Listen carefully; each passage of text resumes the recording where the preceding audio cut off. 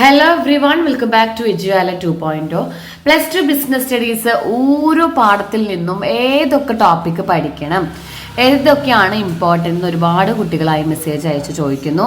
നമുക്ക് ഏകദേശം first exam statistics കഴിഞ്ഞ് നമുക്ക് ബിസിനസ് സ്റ്റഡീസ് ഒക്കെയാണ് എക്സാം വരുന്നത്. അപ്പോൾ ഓരോ പാഠങ്ങളും പഠിച്ചു തുടങ്ങുന്നവരും എല്ലാവരും ഈ ഒരു ടോപ്പിക്കും ഈ ഒരു വീഡിയോ കണ്ട് പഠിക്കാം. ഇനി നമ്മുടെ ക്രാഷ് ബാച്ചിന്റെ ഡീറ്റെയിൽസും, രണ്ടാമതായിട്ട് നമ്മൾ പുതുതായിട്ടൊരു ബാച്ച് തുടങ്ങുന്നുണ്ട് മോഡൽ എക്സാം കഴിഞ്ഞിട്ട്. മോഡൽ എക്സാം കഴിഞ്ഞിട്ട് തുടങ്ങാനുള്ള റീസൺ, നമുക്ക് മോഡൽ എക്സാമിന്റെ ക്വസ്റ്റ്യൻ പേപ്പറും പഠിക്കാം, ഒപ്പം തന്നെ ഷുവർ ക്വസ്റ്റ്യൻ വിത്ത് ആൻസർ ഓൺലി ഷുവർ ക്വസ്റ്റ്യനും നമുക്ക് എക്സാമിന് വരുന്ന ഉറപ്പുള്ള പ്രധാനപ്പെട്ട ചോദ്യങ്ങളും അതിൻ്റെ ആൻസറും പഠിപ്പിക്കുന്നുണ്ട്. 10 ദിവസത്തെ ക്ലാസ് ആണുള്ളത്, ഓൺലി 10 days. അതിൻ്റെ ബാച്ച് ഡീറ്റെയിൽസും അറിയണമെങ്കിൽ ആ 2 ബാച്ചിനെ കുറിച്ച് അറിയണം എന്നുള്ളവരുണ്ടെങ്കിൽ 7907664613 ഈ ഒരു നമ്പറിൽ കോൺടാക്ട് ചെയ്ത് കഴിഞ്ഞാൽ ക്രാഷ് ബാച്ച് ഡീറ്റെയിൽസും, ക്രാഷ് ബാച്ച് എന്ന് പറയുമ്പോൾ ഓരോ ചാപ്റ്റർ വൈസ് ആണ്, ഓരോ പാഠങ്ങളും ഡീറ്റെയിൽഡ് ആയിട്ട് അറിയണം. ഒന്നും അറിയില്ല എന്നുള്ളവർക്ക് അത്, പിന്നെ ജയിക്കാൻ പാടുപെടുന്നവർ, ഡബിൾ പാസ് കിട്ടാനായിട്ട് കഷ്ടപ്പെടുന്നവരൊക്കെ ഉണ്ടെങ്കിൽ ഷുവർ ക്വസ്റ്റ്യൻസ് മാത്രം വിത്ത് ആൻസർ, അത് ഓരോ പാഠവും അരിച്ചു പറക്കി നമ്മൾ എടുക്കുക. അപ്പോൾ ഷുവർ ക്വസ്റ്റ്യൻസിൻ്റെ ക്ലാസ് 10 days ആണ്. ആ 10 daysന്റെ ഡീറ്റെയിൽസ് അറിയാൻ വേണ്ടവരും ഈ ഒരു നമ്പറിൽ കോൺടാക്ട് ചെയ്യാം കേട്ടോ. Okay every one. അപ്പോൾ ബിസിനസ് സ്റ്റഡീസിൽ ചാപ്റ്റർ വൈസ് ഇമ്പോർട്ടൻസിലേക്ക് കടക്കാം. ഫസ്റ്റ് ചാപ്റ്റർ നമുക്ക് ബിസിനസ് സ്റ്റഡീസ് 18-ാം തീയതിയാണ് തോന്നുന്ന എക്സാം വരുന്നത്. അന്ന് തന്നെ മാത്സ് കുട്ടികൾക്ക് എക്സാം ഉണ്ട്, ഓപ്ഷനിൽ എടുത്തവരെ. അപ്പോൾ ചാപ്റ്റർ 1 മാനേജ്മെന്റിന്റെ ഇൻട്രൊഡക്ഷൻ ആണ്, nature and significance of management. നല്ല വെയിറ്റേജ് ഉള്ള പാഠമാണ്, ഏകദേശം ഒരു 11 മാർക്കിന്റെ വെയിറ്റേജ് നമുക്ക് ഈ പാഠത്തിൽ കാണുന്നുണ്ട്. വെയിറ്റേജിന്റെ വീഡിയോ നമ്മൾ ഓൾറെഡി അപ്ലോഡ് ചെയ്തിരുന്നു കേട്ടോ. അപ്പോൾ ഈ ഒരു പാഠത്തിൽ നിങ്ങൾ പഠിക്കേണ്ടത് ആദ്യം മാനേജ്മെന്റ് എന്താണ്, ഇതിന്റെ ഒബ്ജക്റ്റീവ്സ് എന്താണ്. ഒബ്ജക്റ്റീവ്സ് നമുക്ക് സെപ്പറേറ്റ് 3 മാർക്കിന് വേറെ ചോദിക്കാറുണ്ട്. അപ്പോൾ ഒബ്ജക്റ്റീവ്സ് ചോദിച്ചു കഴിഞ്ഞാൽ ഏതൊക്കെയെന്ന് പറയുന്നത് നിങ്ങൾ ഇമ്പോർട്ടൻസ് അല്ല അവിടെ എഴുതേണ്ടത്. അവിടെ 3 ഓർഗനൈസേഷണൽ ഒബ്ജക്റ്റീവ്സ്, പേഴ്സണൽ ഒബ്ജക്റ്റീവ്സ് എന്ന് പറഞ്ഞിട്ട് 3 ഒബ്ജക്റ്റീവ്സ് ഉണ്ട്, സോഷ്യൽ ഒബ്ജക്റ്റീവ്. അപ്പോൾ ആ 3 എണ്ണമാണ് നിങ്ങളവിടെ എക്സ്പ്ലനേഷൻ കൊടുത്ത് എഴുതേണ്ടത്. ഓക്കെ, ഓർഗനൈസേഷണൽ, സർവൈവൽ, ഗ്രോത്ത് എന്നൊക്കെ പറഞ്ഞിട്ട് 3 എണ്ണം കേട്ടോ. ദെൻ ഫങ്ഷൻസ് ഓഫ് മാനേജ്മെന്റ് സാധാരണ ഇത് ചോദിക്കാറില്ല. അതായത് നമുക്ക് ഏറ്റവും എളുപ്പമുള്ള ചോദ്യങ്ങൾ, നല്ല എളുപ്പമുള്ള ക്വസ്റ്റ്യൻ പേപ്പർ ആണ് മോഡൽ എങ്കിൽ, അതായത് നമുക്ക് നല്ല സിമ്പിൾ ആണ് എങ്കിൽ നമുക്ക് ഈ ഒരു ക്വസ്റ്റ്യൻ ഫങ്ഷൻസ് ഓഫ് മാനേജ്മെന്റ് പ്രതീക്ഷിക്കാം. 3 മാർക്ക് തന്നെയാണ് ചോദിക്കാറുള്ളൂ കേട്ടോ. Planning, organising, staffing, directing, controlling വിത്ത് എക്സ്പ്ലനേഷൻ എന്ന് പറയുമ്പോൾ നിങ്ങൾക്ക് മനസ്സിലായത് യുവർ ഓൺ വേർഡ്സിൽ എഴുതിയാൽ മതി. ഇപ്പൊ 3 മാർക്കിന്റെ ചോദ്യമാണെങ്കിൽ ഓരോന്നിനും ഒരു 2 സെന്റൻസോളം മതി. Then levels of management functions എന്ന് വെച്ചാൽ ഏതെങ്കിലും ഒരു ലെവലാ ചോദിക്കുള്ളൂ. ടോപ്പ് ലെവൽ മാനേജേഴ്സ് അല്ലെങ്കിൽ ടോപ്പ് ലെവലിന്റെ ഫങ്ഷൻസ്, മിഡിൽ ലെവലിന്റെ ഫങ്ഷൻസ്, അങ്ങനെയാണ് ചോദിക്കുക. നമുക്ക് ഓരോന്ന് ഒറ്റയ്ക്ക് ചോദിക്കുമ്പോഴും 4 മാർക്കിന്റെ ആ ഒരു കാറ്റഗറിയിലേക്ക് പോകും. പിന്നെ നമുക്ക് ഇവിടെ ചോദിക്കാം ലെവൽസ് ഓഫ് മാനേജ്മെന്റിൽ കുറെ ആൾക്കാരുടെ പേര് തരും. അതായത് ഇപ്പോൾ ബോർഡ് ഓഫ് ഡയറക്ടേഴ്സ്, അതുപോലെ തന്നെ CEO, മാനേജേഴ്സ്, സൂപ്പർവൈസർ, അങ്ങനെ കുറച്ച് ആൾക്കാരെ പേര് തന്നിട്ട് നമ്മളോട് ആരൊക്കെയാണ് ടോപ്പ് ലെവൽ, മിഡിൽ ലെവലിൽ ലോവർ ലെവലിൽ പെടാന്ന് തോന്നുന്നു. അപ്പോൾ ഈ ഒരു ചോദ്യത്തിൽ ടോപ്പ് ലെവലിൽ ആരാ, നിങ്ങൾക്ക് ഏറ്റവും എളുപ്പമുള്ള പ്രസിഡന്റ്, ഇത് കുഞ്ഞു പേരുകൾ നോക്കാം. Board of directors, CEO, managing director, president, അവരൊക്കെ കേൾക്കുമ്പോൾ തന്നെ നല്ല ഹൈ ലെവലാണ്. അപ്പോൾ അത് ടോപ്പ് ലെവലിൽ പോവും. മിഡിൽ ലെവലിലെ എല്ലാ മാനേജേഴ്സ് എന്ന് പറയുമ്പോൾ പ്രൊഡക്ഷൻ മാനേജർ, സെയിൽസ് മാനേജർ, അങ്ങനത്തെ ഉള്ള എല്ലാ മാനേജേഴ്സും. ലോവർ ലെവലിൽ officers, account officer, sales officer, production officers, superintendent, supervisor, അങ്ങനെയുള്ള ആൾക്കാരാണ് ലോവർ ലെവലിൽ വിടുക കേട്ടോ. അതിനുശേഷം നമുക്ക് ചോദിക്കാറുള്ള 8 മാർക്കിൻ്റെ ഒരു ക്വസ്റ്റ്യൻ എന്ന് പറയുന്നത് what you mean by coordination and ഇമ്പോർട്ടൻസും ഫീച്ചേഴ്സും. അതിൽ ഇങ്ങനെ ഡയറക്റ്റ് ചോദിക്കില്ല. കോർഡിനേഷൻ എന്താണെന്ന് ചിലപ്പോൾ 2 മാർക്കിന് ഡയറക്റ്റ് ചോദിക്കും. പിന്നെ നമ്മളോട് ചോദിക്കാം coordination is the essence of management, can you comment and explain എന്ന് പറഞ്ഞിട്ട് 8 മാർക്ക് ഇടും. അപ്പോൾ കമന്റ് ചെയ്യാന്ന് വെച്ചാൽ യെസ് എന്ന് പറയണം. കാരണം coordination needed at all level, all functions, എല്ലാ ഫങ്ഷൻസിലും, എല്ലാ ഡിപ്പാർട്ട്മെന്റ്സിലും, എല്ലാ ലെവൽസിലും നമുക്ക് ആവശ്യമുള്ള ഒരു ഫങ്ഷനാണ് കോർഡിനേഷൻ. ഇതൊരു കോപ്പറേറ്റിംഗ് ആക്ടിവിറ്റി ആണെന്നൊക്കെ പറഞ്ഞിട്ട് ഒരു പാരഗ്രാഫ് ആദ്യം നമ്മൾ എഴുതണം. അതിനുശേഷമാണ് അതിൻ്റെ ഇമ്പോർട്ടൻസും ഫീച്ചേഴ്സും 4 എണ്ണം വെച്ച് എഴുതിയാൽ നമുക്ക് 8 മാർക്ക് അവിടെ കിട്ടുള്ളൂ കേട്ടോ. എക്സ്പ്ലനേഷൻ മസ്റ്റാണ്. ബിസിനസ് സ്റ്റഡീസ് എക്സാമിലെ നിങ്ങൾ ഓരോ ഹെഡിങ്സിലും അണ്ടർലൈൻ ചെയ്ത് അതിൻ്റെ നിങ്ങൾക്ക് മനസ്സിലായ മീനിങ് എക്സ്പ്ലെയിൻ ചെയ്യാം. ഓക്കെ, നെക്സ്റ്റ് സെക്കൻഡ് ചാപ്റ്ററിലേക്ക് പോവാം. സെക്കൻഡ് ചാപ്റ്ററും നന്നായി വെയിറ്റേജ് ഒക്കെ ഉള്ള പാടാണ്. ഏകദേശം 9 മാർക്കിന്റെ വെയിറ്റേജ് നമുക്കിവിടെ കാണുന്നുണ്ട്. ഇവിടെ ഫയോളിന്റെ 14 പ്രിൻസിപ്പിളിലെ 8 എണ്ണം നിങ്ങൾ എന്ത് ചെയ്യണം, വിത്ത് എക്സ്പ്ലെയിൻഡ് ചെയ്യാനായിട്ട് അറിയണം. 8 എണ്ണം എക്സ്പ്ലനേഷൻ അറിയണം. പക്ഷേ ഇവിടെ വേറൊരു ബുദ്ധിമുട്ട് എന്താന്ന് വെച്ചാൽ 8 എണ്ണം നിങ്ങൾക്ക് ഇഷ്ടമുള്ള ഏതെങ്കിലും സിമ്പിൾ ആയത് പഠിക്കാം. പക്ഷെ എല്ലാ പ്രിൻസിപ്പിളിനെയും കുറിച്ച് മീനിങ് എങ്കിലും അറിയാം. കാരണം കഴിഞ്ഞ എക്സാമിന്, ക്രിസ്മസ് എക്സാമിന് ഇപ്പൊ ഡയറക്റ്റ് ക്വസ്റ്റ്യൻസ് വരും. What you mean by unit of command? 4 principle തന്നിട്ട് അത് നമ്മളോട് എക്സ്പ്ലെയിൻ ചെയ്യാൻ പറ്റും. അപ്പൊ unit of command, unit of ഡയറക്ഷന്, ഇപ്പൊ സ്കോളാർച്ചിന് ഇതൊന്നും പഠിക്കാത്ത കുട്ടികളാണെങ്കിലോ 14 എണ്ണത്തില് ഇതൊക്കെ ടഫാന്ന് വിചാരിച്ചിട്ട് എളുപ്പമുള്ള 8 എണ്ണം മാത്രം പഠിക്കണവരാണെങ്കിൽ ഈ ചോദിച്ച് 4 എണ്ണം എക്സ്പ്ലനേഷൻ അറിയില്ല. അപ്പൊ നിങ്ങൾ എന്ത് ചെയ്യുക, ഓരോന്നിന്റെ മീനിങ് അറിയാം. യൂണിറ്റി ഓഫ് കമാൻഡ് എന്താ, ഒരൊറ്റ ആളിൽ നിന്ന് തന്നെ എല്ലാവരും റൂൾ എന്താ പറയുക കമാൻഡ് സ്വീകരിക്കാൻ പാടുള്ളൂ. ഒരു സുപ്പീരിയർ ഓൺലി അണ്ടർ 1 ഹെഡ്. അവിടെ യൂണിറ്റി ഓഫ് ഡയറക്ഷൻ എന്താ, എല്ലാവർക്കും ഒരു ഗോൾ ആയിരിക്കണം. അങ്ങനെ ഓരോന്നിന്റെ മീനിങ് അറിഞ്ഞിട്ടുണ്ടാവണം. കാരണം ഏത് ടൈപ്പ് വേണമെങ്കിലും ഇപ്പൊ ക്വസ്റ്റ്യൻസ് നമുക്ക് എക്സ്പെക്ട് ചെയ്യാം. അതുകൊണ്ട് 14 പ്രിൻസിപ്പിൾ എന്താണെന്നറിയാം. അതിൽ 8 എണ്ണം വെള്ളം പോലെ എക്സ്പ്ലനേഷൻ കൊടുക്കുക. 8 എണ്ണത്തിന്റെ കണക്ക് വേറെ ഒന്നുമല്ല, 8 മാർക്കിന് ചോദിച്ചാലും 5-6 മാർക്കിന് ചോദിച്ചാലും നിങ്ങൾക്ക് അവിടെ എക്സ്പ്ലനേഷൻ കൊടുക്കാൻ അറിയാം. Then techniques of scientific management 5 മാർക്കിലേക്ക് പോകുന്നതാണ്. 5 മാർക്കിന് ചോദിച്ചാൽ 5 ടെക്നിക്സ് അറിയണം. 5 ടെക്നിക്സിലെ ഏറ്റവും എളുപ്പമുള്ള ഒരു 5 എണ്ണം പഠിച്ചാലും മതി. അതിലെ ഫങ്ഷണൽ ഫോർമാൻഷിപ്പ് നിങ്ങൾ നല്ലപോലെ പഠിക്കാം. കാരണം അത് സെപ്പറേറ്റ് 3 മാർക്ക് 4 മാർക്കിനൊക്കെ സെപ്പറേറ്റ് ചോദിക്കും. അപ്പൊ ഇത് സെപ്പറേറ്റ് ചോദിക്കുമ്പോൾ നിങ്ങൾക്ക് അറിയണമെങ്കിൽ അതിൻ്റെ ഒരു ഡയഗ്രാം ഉണ്ട്, ഫിഗർ ഉണ്ട്. അതായത് പ്ലാനിങ്ങും എക്സിക്യൂഷനും 2 സെക്ഷൻ ഡിപ്പാർട്ട്മെന്റ് ആയിട്ട് ചെയ്യണം എന്നാണ് ഫങ്ഷണൽ ഫോർമാൻഷിപ്പ് പറയണത്. അതിനുവേണ്ടി FW ടൈലർ പ്ലാനിങ് സെക്ഷനിൽ 4 ആൾക്കാരെയും എക്സിക്യൂഷൻ സെക്ഷനിൽ 4 ആൾക്കാരെയും അദ്ദേഹം ഡിനോട്ട് ചെയ്തിട്ടുണ്ട്. കോൺട്രിബ്യൂട്ട് ചെയ്യുന്നത് അവരുടെ പേരുകൾ എഴുതി വെച്ചിട്ടുള്ള ഒരു ഡയഗ്രാം. ആ ഡയഗ്രാം വരച്ചു കഴിഞ്ഞാൽ തന്നെ മാർക്കാണ്. അപ്പൊ എന്താണ് ഫങ്ഷണൽ ഫോർമാൻഷിപ്പ് എന്നും എന്താണ് ആ ഡയഗ്രാം എന്നും പിന്നെ ഡിവിഷൻ ഓഫ് വർക്കിന്റെ വേറൊരു രൂപമാണ് എന്നൊക്കെ പറഞ്ഞിട്ട് ആ ഫങ്ഷണൽ ഫോർമാൻഷിപ്പിനെ കുറിച്ച് നന്നായി നിങ്ങൾ അറിഞ്ഞിരിക്കണം. പിന്നെ നിങ്ങൾക്ക് ഇഷ്ടമുള്ള ഡിഫറൻഷ്യൽ പീസ് റേറ്റ് സിസ്റ്റം അല്ലെങ്കിൽ method study, motion study, standardization ഏതെങ്കിലും ഒരു 4 എണ്ണം എക്സ്പ്ലനേഷൻ കൊടുക്കാൻ അറിയാം. അത് 2 രീതിയിലാണ് ചോദിക്കുക കേട്ടോ. അപ്പോൾ ഇതൊക്കെ പല ടൈപ്പാണ്. ഇനി പ്രിൻസിപ്പിൾസ് ഓഫ് സയന്റിഫിക് മാനേജ്മെന്റ് ചോദിക്കാം. പ്രിൻസിപ്പിൾസ് ഓഫ് സയന്റിഫിക് മാനേജ്മെന്റ് എന്ന് പറയുമ്പോൾ ഇവിടെ ഒരു 4 പ്രിൻസിപ്പിളാണ് ഉള്ളത്. സയൻസ് അല്ല, റൂൾ ഓഫ് തം മെത്തേഡാണ്. പിന്നെന്താണ് അതിൽ പിന്നെ നമുക്ക് എന്താ ഡിസ്കോർഡ് അല്ല, ഹാർമണിയാണ്. പിന്നെ ഇൻഡിവിജ്വൽ ഇൻട്രസ്റ്റ് അല്ല, ഗ്രൂപ്പ് ഇൻട്രസ്റ്റ് ആണ് എന്നൊക്കെ പറഞ്ഞൊരു 4 സയന്റിഫിക് മാനേജ്മെന്റിന്റെ പ്രിൻസിപ്പിൾസ്.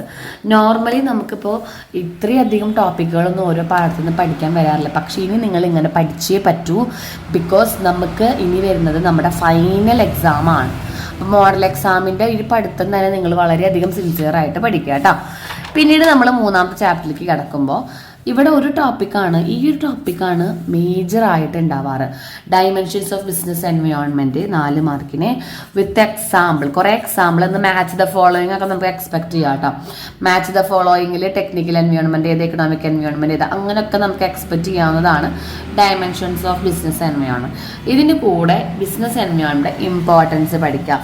ഇമ്പോർട്ടൻസ് എന്ന് പറയുമ്പോൾ എന്തുകൊണ്ടാണ് ബിസിനസ് എൻവയോൺമെന്റ് ആവശ്യം, നമുക്ക് ഗോൾ അച്ചീവ് ചെയ്യാനും പിന്നെ സമൂഹത്തിൽ നിലനിൽക്കാനും ഒക്കെ നമുക്ക് ബിസിനസ് എൻവയോൺമെന്റിനെ കുറിച്ച് അറിഞ്ഞേ പറ്റും. ദെൻ LPG കഴിഞ്ഞ +1 നിങ്ങൾ പഠിച്ചിട്ടുണ്ട്. Liberalization, privatization and globalization. ഇത് സ്റ്റാൻഡ്സ് ഫോർ ചോദിക്കും. അതുപോലെ തന്നെ ഓരോന്ന് എന്താണ് 3 മാർക്കിൽ ചോദിക്കും. അപ്പോൾ ഓരോന്നിൻ്റെയും എക്സ്പ്ലൈൻഡ് ആക്ടിവിറ്റി നിങ്ങൾക്ക് അറിയണം. ഇത് പ്രകാരം വന്നതാണ് IP ഇൻഡസ്ട്രിയൽ പോളിസി റെസൊല്യൂഷൻ. അതും കൂടി ഒന്ന് ജസ്റ്റ് അറിഞ്ഞിരിക്കേണ്ടത് വളരെ ഹെൽപ്ഫുൾ ആണ്. ഓക്കെ, കാരണം നമുക്ക് നോർമലി മോഡൽ നല്ല ടഫാണ് വരാറ്. ഇനി നെക്സ്റ്റ് ചാപ്റ്ററിലേക്ക് കിടക്കാം. അപ്പോൾ കഴിഞ്ഞ പാഠം ഇപ്പോൾ ഈ 3ാം പാഠം നമുക്ക് അധികം വെയിറ്റേജ് ഒന്നുമില്ല, ഒരു 6 മാർക്കിന്റെ വെയിറ്റേജ് നമുക്കിവിടെ കാണാൻ സാധിക്കുന്നുള്ളൂ കേട്ടോ. പിന്നത്തെ പാഠമാണ് പ്ലാനിങ്. ഇവിടുന്ന് അങ്ങോട്ടുള്ള ഒരു 5 പാഠങ്ങൾ വളരെ വളരെ ഇമ്പോർട്ടൻ്റ് ആണ്. പ്ലാനിങ് സെക്ഷൻ നമ്മുടെ എന്താ പറയുക, നമ്മുടെ ഫങ്ഷൻസ് ഓഫ് മാനേജ്മെന്റ് ആണ്. ഇവിടെ നമുക്ക് അത്യാവശ്യം വെയിറ്റേജ് ഉണ്ട്. കുഞ്ഞേ പാടാണെങ്കിലും 4 ടോപ്പിക്കുള്ളൂ, നമുക്ക് അറിയാവുന്ന ടോപ്പിക്കുകളൊക്കെയാണ് കേട്ടോ. Importance of planning, limitations of planning, ഇതൊക്കെ നമുക്ക് 4 മാർക്കിനാണ് ചോദിക്കാറ്. Importance, limitations. Steps in planning നമുക്ക് 8 മാർക്കിന് ചോദിക്കാം. സ്റ്റെപ്സ് ഇൻ പ്ലാനിങ്, അതായത് പ്രോസസ് ഓഫ് പ്ലാനിങ്, അതായത് ആദ്യം setting objectives, developing planning premises, അങ്ങനെയൊക്കെ പറഞ്ഞിട്ടൊരു 7 ഉണ്ടെന്ന് തോന്നുന്നു. Then types of planning with examples എന്ന് പറഞ്ഞാൽ rules, regulation, policy, program, budget, അതൊക്കെയാണ് ടൈപ്സ്. നിങ്ങൾക്ക് ഓരോന്ന് എക്സാമ്പിൾ, നോ സ്മോക്കിംഗ് ഹിയർ എന്ന് പറഞ്ഞാൽ അത് റൂളാണ്. പിന്നെ ഡിഫറൻഷ്യൽ പീസ് വെയ്റ്റ് സിസ്റ്റം, അതൊരു പോളിസിയാണ്. പിന്നെ നമുക്ക് ഇപ്രാവശ്യം ഒരു 40% ഇൻക്രീസ് ചെയ്യണം നമ്മുടെ സെയിൽസ്, അത് നമ്മുടെ ഒബ്ജക്റ്റീവ് ആണ്. അങ്ങനെ ഓരോ ടോപ്പിക്കുകൾ കണ്ടു കഴിഞ്ഞാൽ വിത്ത് എക്സാമ്പിൾ കണ്ടു കഴിഞ്ഞാൽ അത് ഏത് ടൈപ്പ് പ്ലാനാണെന്ന് അറിയണം. അപ്പം അത് പഠിക്കുക. അത് മാത്രമല്ല, ഇതിൻ്റെ ഡെഫിനീഷൻസ് ഒരു സെൻറ്റൻസ് പഠിച്ചാൽ മതി. Definition, what you mean by rules, what you mean by policy, program, അതുപോലെ തന്നെ ബഡ്ജറ്റ്. ഇതെന്തിനാണെന്നറിയോ ഒരു ലൈൻ പഠിക്കാൻ പറയുന്നത്? ഒന്നും പറ്റിയില്ലെങ്കിൽ 1 മാർക്കിന് ചോദിച്ചാൽ കിട്ടാനും.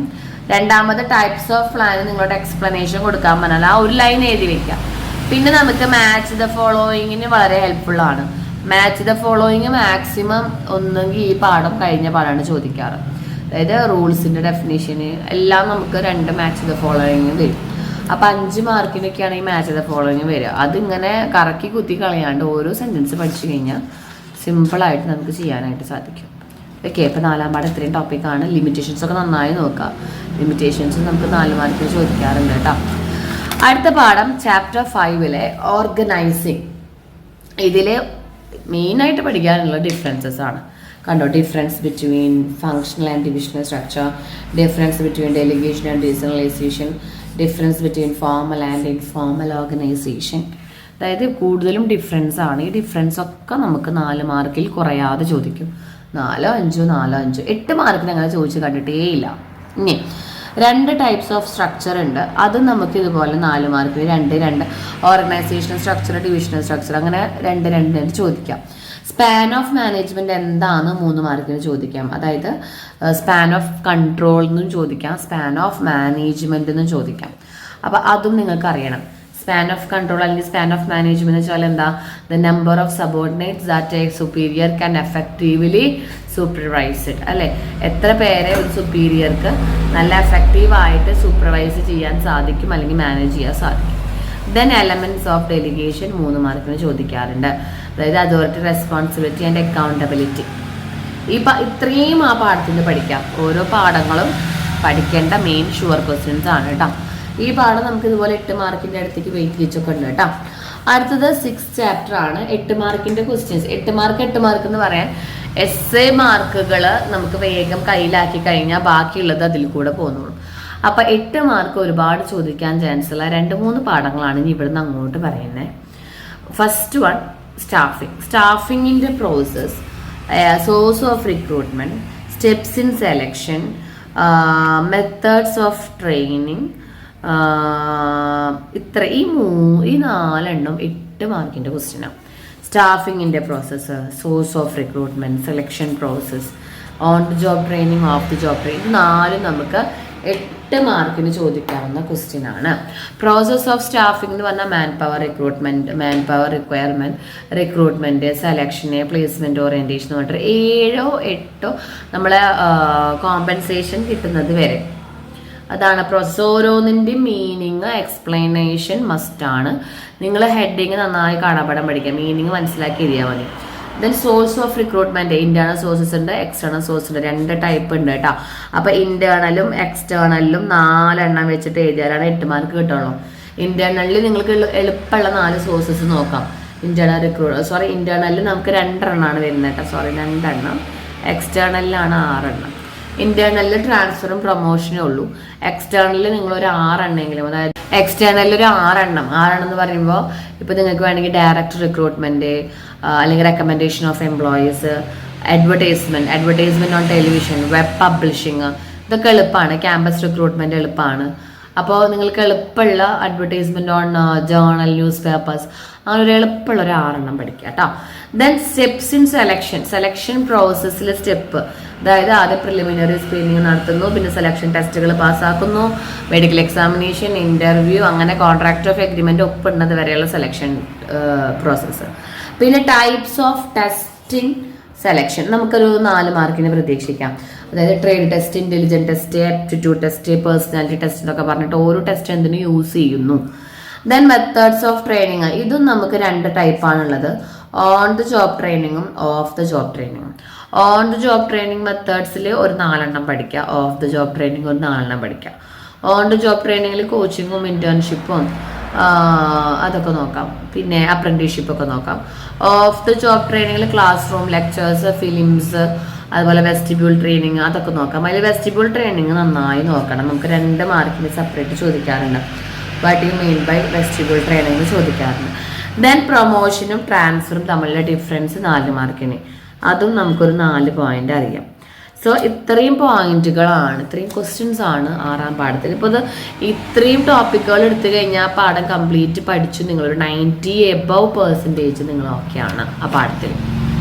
Okay, next one chapter 7. ഒരുപാട് വലിയ പാഠമാണ്. നിങ്ങൾക്ക് വേണമെങ്കിൽ 2 സെക്ഷനായിട്ട് പഠിക്കാം. നമ്മൾ സ്റ്റഡി പ്ലാനിൽ മിസ് ഇട്ടപ്പോൾ ഈ പാഠം മാത്രം ഒരു ദിവസമാണ് മിസ് ഇട്ടിരിക്കുന്നത്. കഴിഞ്ഞ ദിവസം സ്റ്റഡി പ്ലാനിൽ 2-3 പാഠങ്ങളാണ് 4 മണിക്കൂറിലൊക്കെ മിസ് ഇട്ടുണ്ടായിരുന്നത്. സ്റ്റഡി പ്ലാൻ കാണാത്തവരുണ്ടെങ്കിൽ പോയി കാണുക കേട്ടോ.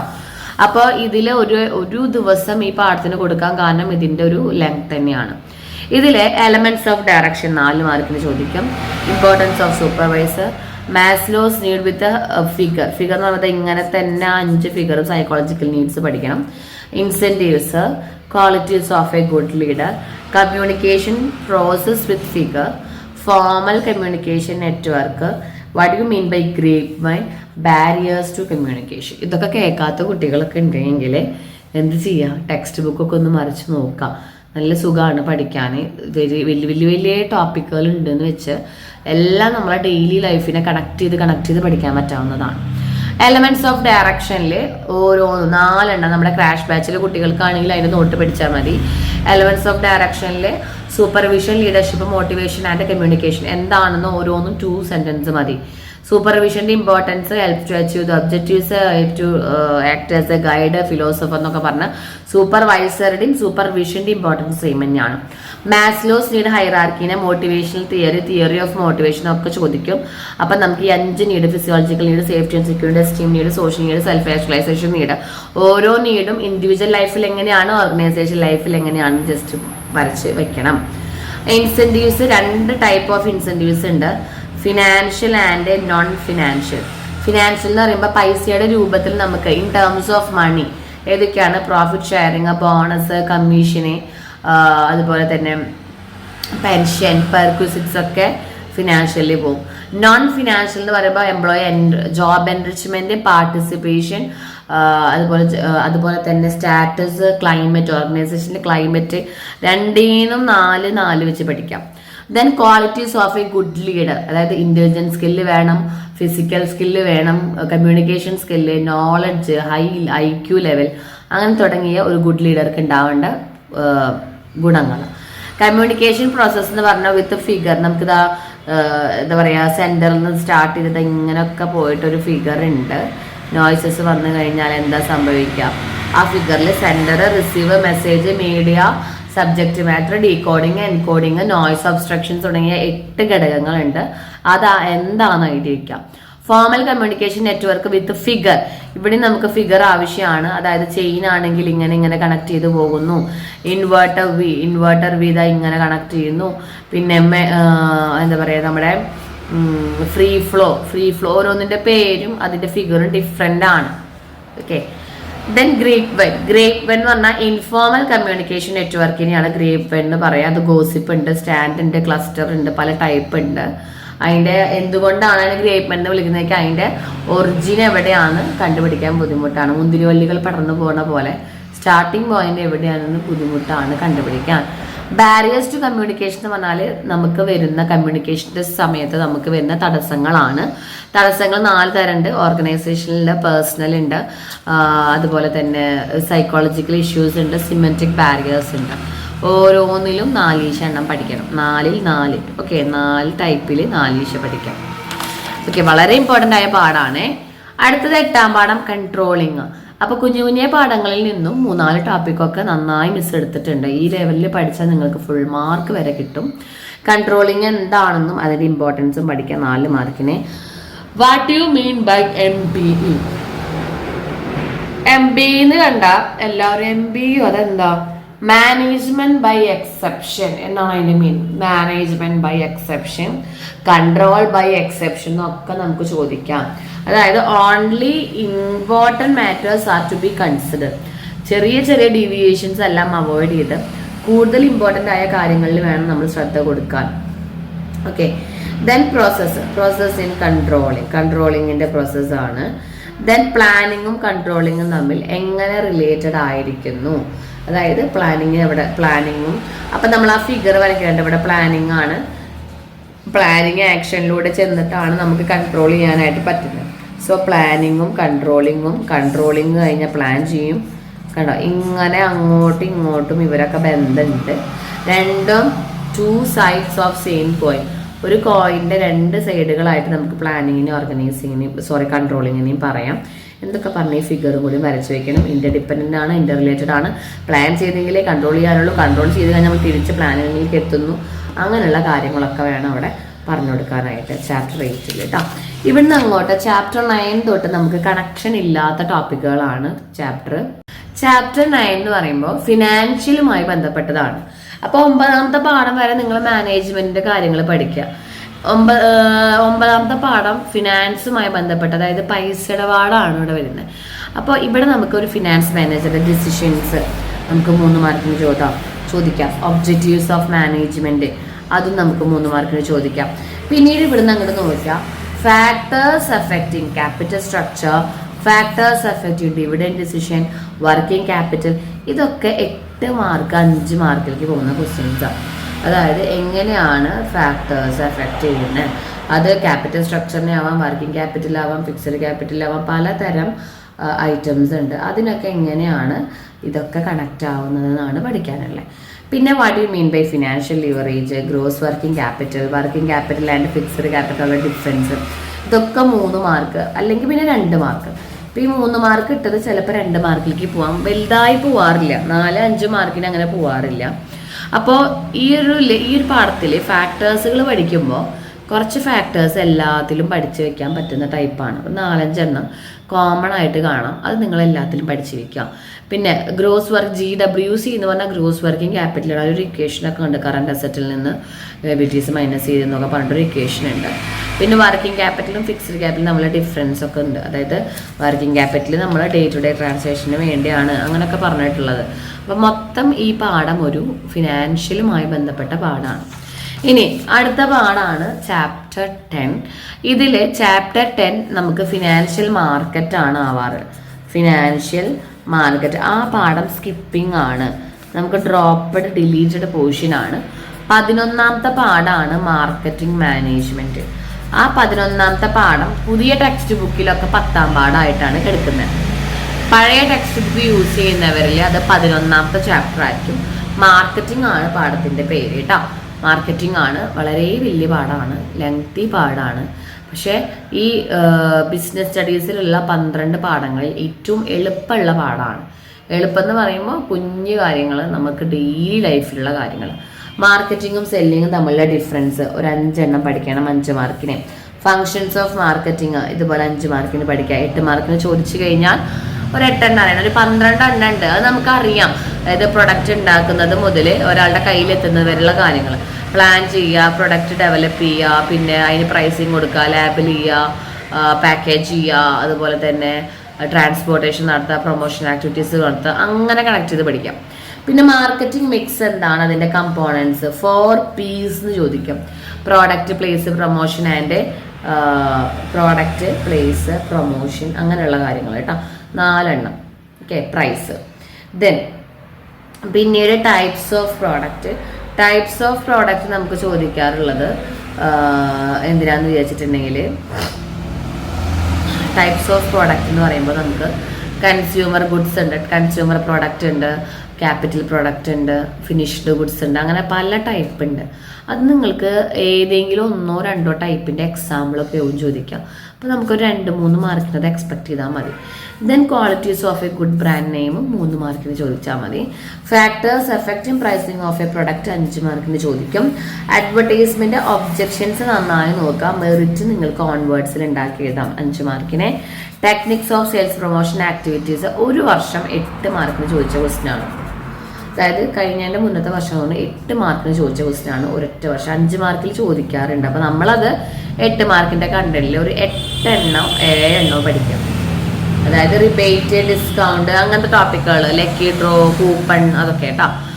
ദെൻ ലാസ്റ്റ് നിങ്ങൾ പഠിക്കാനുള്ളത് കൺസ്യൂമർ പ്രൊട്ടക്ഷൻ ആക്ട് ആണ്. ആ ചാപ്റ്റർ 12ാമത്തെ പാഠമായിട്ടും 11ാമത്തെ പാഠമായിട്ടും നിങ്ങളുടെ ടെക്സ്റ്റ് ബുക്കിൽ കാണാം. ലാസ്റ്റ് ചാപ്റ്റർ ആണെന്ന് മനസ്സിലാക്കുക. ഏറ്റവും ലാസ്റ്റ് ബിസിനസ് സ്റ്റഡീസിൽ പഠിക്കേണ്ട അവസാനത്തെ പാഠം. ഇതിൽ കുഞ്ഞു കുഞ്ഞു ടോപ്പിക്കുകൾ വെച്ചിട്ട് ഒരുപാടാണ് നോക്കാനുള്ളത്. ഇവിടെ കൺസ്യൂമർ ആരാണ് 2 മാർക്കിന്. Who is the consumer. CPA 1986, അതായത് കൺസ്യൂമർ പ്രൊട്ടക്ഷൻ ആക്ട് എന്താണ്. പിന്നെ റൈറ്റ്സ് ഓഫ് എ കൺസ്യൂമർ നമുക്കൊരു 5 മാർക്കിന്. 3 ട്രയർ റിഡ്രസൽ ഏജൻസീസ് 5 മാർക്കിന്, അതായത് district forum, national level, state ലെവലുള്ളത്. റിലീഫ്, ഒരു കംപ്ലൈൻറ്റ് കൊടുത്തു കഴിഞ്ഞാൽ ഏതൊക്കെ തരം റിലീഫുകളാണ് ഒരു കൺസ്യൂമറിന് കിട്ടുക. Who can file a complaint, complaint കൊടുക്കാൻ പറ്റുന്ന ആൾക്കാർ ആരൊക്കെയാണ്. ഒരു കൺസ്യൂമറോ അല്ലെങ്കിൽ ഒരു കൂട്ടം കൺസ്യൂമറോ സ്റ്റേറ്റ് ഗവൺമെൻറ്റോ സെൻട്രൽ ഗവൺമെൻറ്റോ അങ്ങനെ, അല്ലെങ്കിൽ നമുക്ക് ആർക്കെങ്കിലും എന്താ പറയുക കംപ്ലൈൻറ്റ്, അതായത് ആരെങ്കിലും പ്രൊഡക്റ്റ് യൂസ് ചെയ്തിട്ട് മരിച്ചു പോയി കഴിഞ്ഞാൽ അയാളുടെ ലീഗൽ ഹയേഴ്സോ അവർക്കൊക്കെ കംപ്ലൈൻറ്റ് ചെയ്യാം. ഒരു 4-5 ടൈപ്പ് ആൾക്കാരുണ്ട് അതിൽ പറയുന്നുണ്ട്. അപ്പോൾ ഇത്രയും ടോപ്പിക്ക് 11ാം പാഠത്തിൽ നിന്നും പഠിക്കാം. അപ്പോൾ ഇതിൽ പഠിച്ചു കഴിഞ്ഞ കുട്ടികളുണ്ടാവുക, ഒരു പാഠങ്ങളും പഠിച്ചു കഴിഞ്ഞ കുട്ടികളുണ്ടെങ്കിൽ ഈ ടോപ്പിക്കൊക്കെ ഞാൻ കവർ ചെയ്തിട്ടുണ്ടോ എന്ന് നോക്കുക. എന്നിട്ടൊരു ക്വസ്റ്റ്യൻ പേപ്പർ നിങ്ങൾക്ക് എടുത്ത് നോക്കിക്കഴിഞ്ഞാൽ അതിൽ നമുക്ക് എല്ലാം മനസ്സിലാക്കാൻ പറ്റും. പിന്നെ മോഡൽ എക്സാമിന് ശേഷം നമ്മൾ 10 days ക്ലാസ് ജോയിൻ ചെയ്യണം എന്നാഗ്രഹമുള്ളവരെ മിസ്സിൻ്റെ നമ്പറിലൊന്ന് കോൺടാക്ട് ചെയ്യാം കേട്ടോ. Okay every one, thank you so much.